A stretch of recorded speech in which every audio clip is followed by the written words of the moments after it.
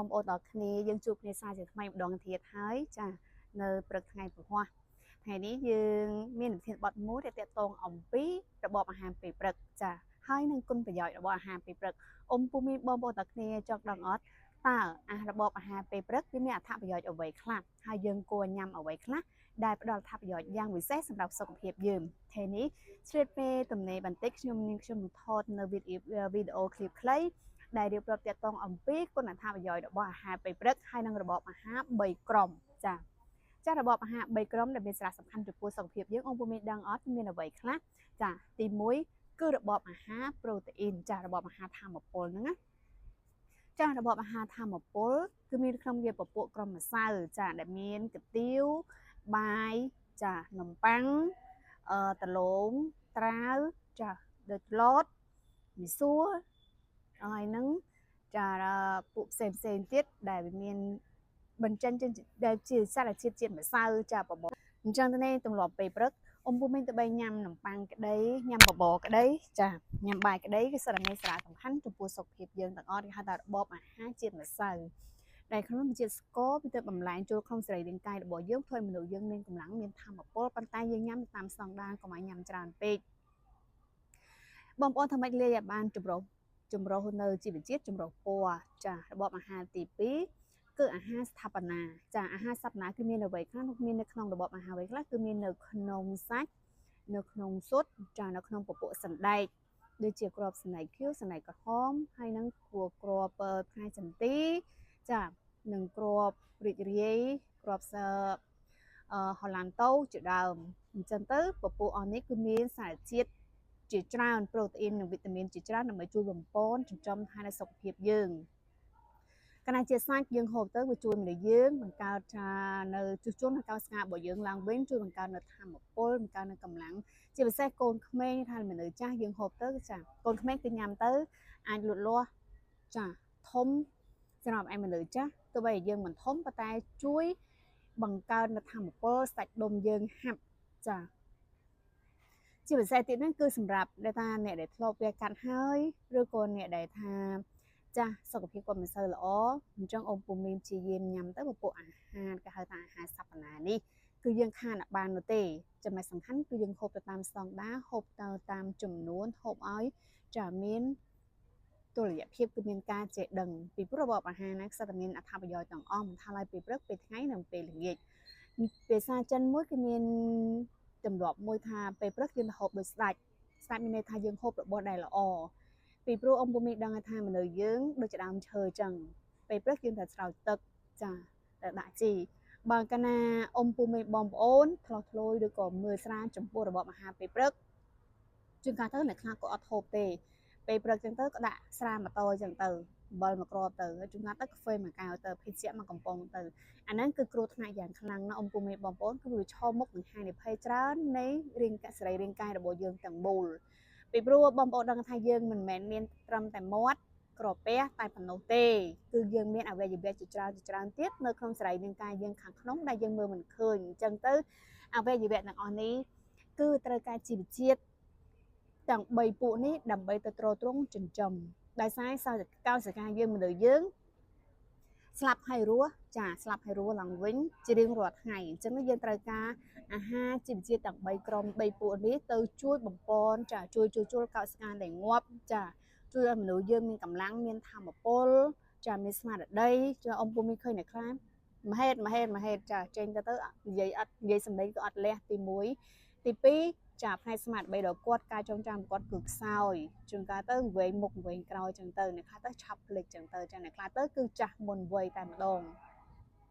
ដោយសារយ៉ាងម៉េចគឺដោយសារ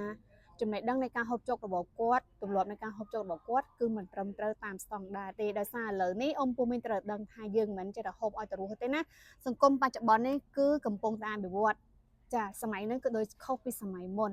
បើកាលណាចំពោះរបបអាហារពុំមានបងប្អូនខ្វះការចេះដឹងគឺពិបាករស់ណាស់ចាគឺពិបាករស់មែនតើហើយយើងរស់ក្នុងរស់នៅក្នុងប្រចាំថ្ងៃយើងហ្នឹងគឺរស់ទាំងពិបាកវេទនាចាហើយថ្ងៃក្រោយទៅគឺពិបាកវិច្ចលុយសន្សំលុយទៅចិញ្ចឹមពេទ្យទៀតដូច្នេះនេះក៏ជាសាររំលឹកមួយសម្រាប់ពុំមានបងប្អូនឬក៏អ្នកដែលមិនមើលសំខាន់ទៅលើរបបអាហារពេលព្រឹក ឬក៏បងប្អូនយុវជនបងប្អូនយុវនារីមួយចំនួនចាដែលគាត់ខ្ជិលចាពេលព្រឹកឆាន់ឆាយទៅហូបមួយម៉ាត់ពីរម៉ាត់ត្រពោះជួនកាលអ្នកខ្លះទៅអត់ទេទ្រាំនៅពេលថ្ងៃចាបានគាត់ហូបគាត់ពួយយកមួយឆ្អែតតែម្ដងអញ្ចឹងទៅគឺបញ្ហានិភ័យគឺច្រើនណាស់សម្រាប់សុខភាពយើងពីព្រោះដោយសារតែយើងនៅវ័យក្មេងគឺយើងអត់ទាន់ដឹងទេក៏តែដល់ពេលចាស់ទៀតបានយើងដឹងហើយចូលដល់ចំណុចទី3គឺនៅលើរបបអាហារការពារចាចឹងរបបអាហារការពារនេះមាននៅក្នុងណាអំពុំមាននៅក្នុងរបបអាហារអ្វីខ្លះអំពុំមីងថ្ងៃនេះខ្ញុំសូមធ្វើការរ៉ាប់ណែនាំលម្អិតចាទី1គឺមាននៅក្នុងពពួកបន្លែផ្លែឈើពីព្រោះអំពុំមីងដឹងថាយើងអាហារធម្មពលយើងញ៉ាំឲ្យមានកម្លាំងមួយផ្នែកទៀតគឺអាហារស្ថាបនាគឺយើងជួយជួសជុលឡើងវិញនៅសរីរាង្គកាយរបស់យើងឬក៏អ្នកធ្លាប់វះកាត់ចាអ្នកសម្រាប់កូនខ្ចីឬក៏អ្នកនៅវ័យចាស់ជរាចឹងទៅទី3គឺអាហារ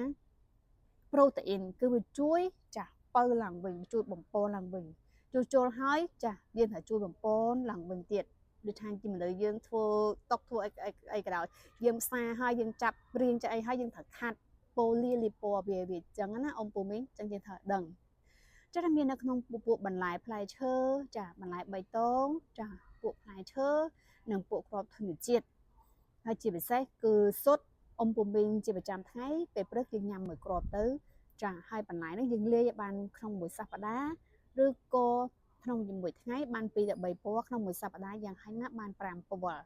ដោយសារពណ៌នីមួយគឺមានអត្ថប្រយោជន៍ចាមានគុណប្រយោជន៍សម្រាប់សរីរាង្គកាយយើងទាំងមូលដូច្នេះអ៊ំពូមីងកាណែហូបអាហារមានការលំអៀងអត់មានការយល់ដឹងចំពោះគុណប្រយោជន៍របស់បន្លែមួយផ្លែឈើមួយប្រភេទចាមិនមែនថាយើងញ៉ាំរបបញ៉ាំពណ៌តែពណ៌កែច្នៃពណ៌កែខៃពណ៌មិនធម្មជាតិទេណាពូមីងសំខាន់គឺបងប្អូនត្រូវតែញ៉ាំរបបអាហារពណ៌ធម្មជាតិលេយ៉ាងម៉េចបានចម្រុះពីព្រោះថ្លើមយើងមិនត្រូវការពណ៌អ្វីមួយដើម្បីទៅពៅ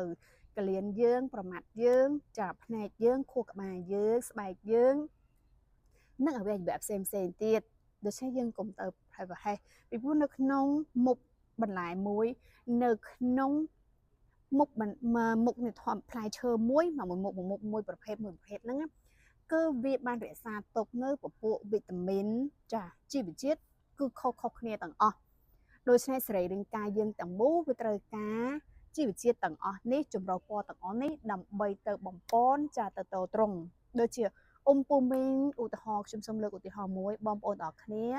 បើយើងផឹកកាហ្វេមួយថ្ងៃទៅល្ងាចក៏វាអត់បានដែរមែនទេបងប្អូន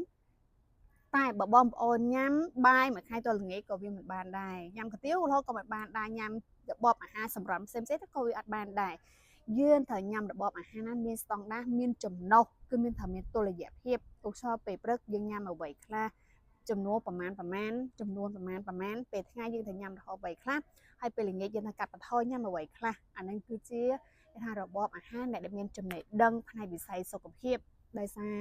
ឥឡូវនេះខ្ញុំមើលឃើញថាមានអ្នកជំងឺច្រើនមិនថាឡើយវ័យក្មេងឬវ័យកណ្ដាលឬវ័យចាស់នោះទេចាដោយសារបញ្ហានេះហើយទើបខ្ញុំធ្វើការចែករំលែកហើយធ្វើការសិក្សាស្រាវជ្រាវអំពីបណ្ដាប្រទេសអភិវឌ្ឍជឿនលឿនមួយចំនួនចាដែលគាត់បានបណ្ដុះនៅផ្នត់គំនិតហើយនឹងទម្លាប់នៃការរស់នៅនិងរបបអាហាររបស់គាត់ហូបចុកយ៉ាងម៉េចខ្លះទី1ដើម្បីកាត់បន្ថយជំងឺទី2សុខភាពល្អទី3គឺក្មេងជាងវ័យចាបើបងប្អូនមានបេតិកភេទអាចស្រាវជ្រាវលើបណ្ដាញសារព័ត៌មានអន្តរជាតិផ្សេងសម្រាប់នៅប្រទេសជឿនលឿនមួយចំនួនហ្នឹងគាត់បានធ្វើការចែករំលែកចាគាត់បានធ្វើការកត់ត្រាចងក្រងហើយផ្នែកវិស័យសុខាភិបាលក៏គាត់បានចាធ្វើការចែករំលែកផងដែរបង្កើតជាคลิปវីដេអូខ្លីៗដើម្បីធ្វើការចែកជូនអំពូមីបងប្អូនអរគ្នាឥឡូវនេះដោយសារពេលវេលាមានកំណត់ខ្ញុំធ្វើការចែករំលែកប៉ុណ្នេះចាជួបគ្នានៅឱកាសវីដេអូក្រោយទៀតសូមអរគុណ